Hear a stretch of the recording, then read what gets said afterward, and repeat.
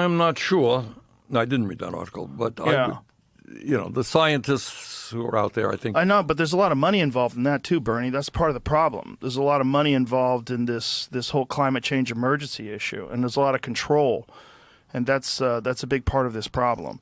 Not only that, if we're just talking about primarily carbon and carbon footprint, what are we going to do about China? Because China is like, what percentage of they are the major polluter right now in terms of carbon. We're number two. We used to be one. They are number one right now. I think they have an enormous percent of the global. I think they're number one. I don't know what the percentage. High. It's very high.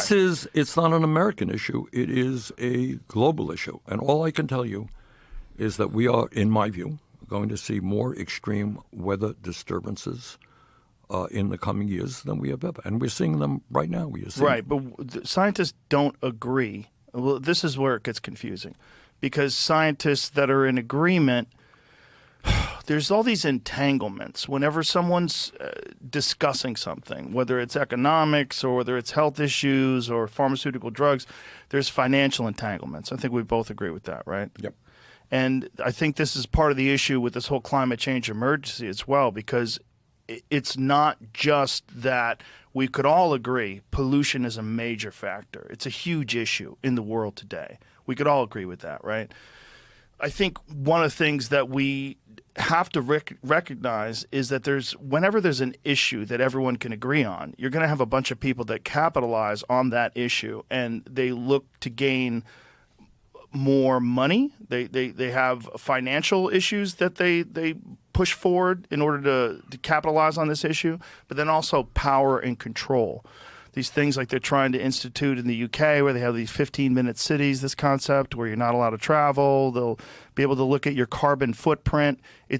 See, that's the problem. The problem is giving people that are in power, these people that we've all discussed that have so much money and so much control over our societies, multinational corporations, giving them more control over citizens. And this is a vehicle for that. And this is what's dangerous about this whole climate change emergency, because it allows these fucking creeps that have been controlling people and controlling what you do and what you say and how you spend your money with people that are already living check to check, and you put additional constraints on them and you make them even more scared. And then you put additional measures where you can look at their carbon footprint, you can look at the amount they travel. Put a carbon tax on these people. Let's figure out how to extract more money from them. That's what bothers me about this climate change emergency. Not that we can all agree pollution is a terrible thing.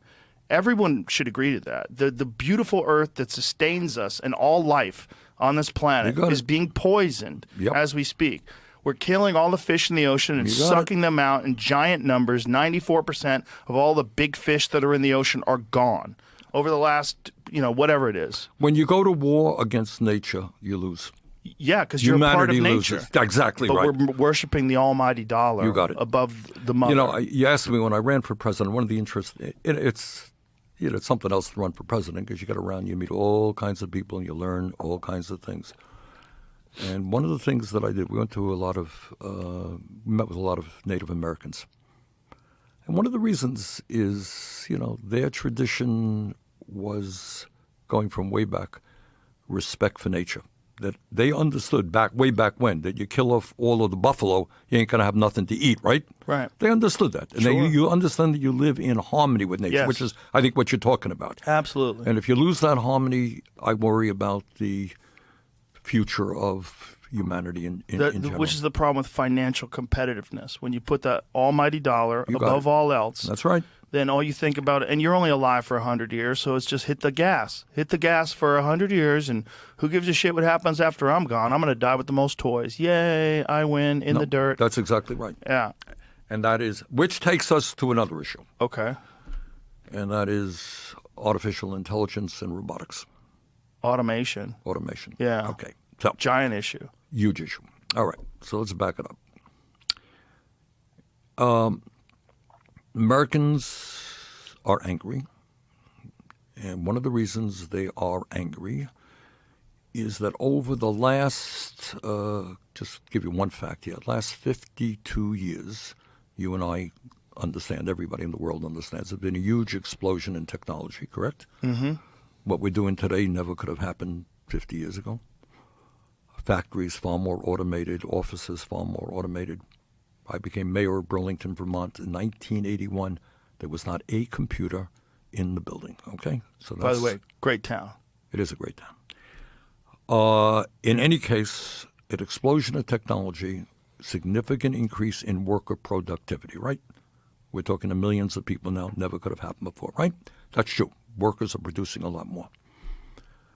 Tell me, how are real inflation accounted for wages been over the last 52 years with all of that increase in worker productivity? Workers doing a lot better? Not so good. Not so good. No. In fact, there are studies out there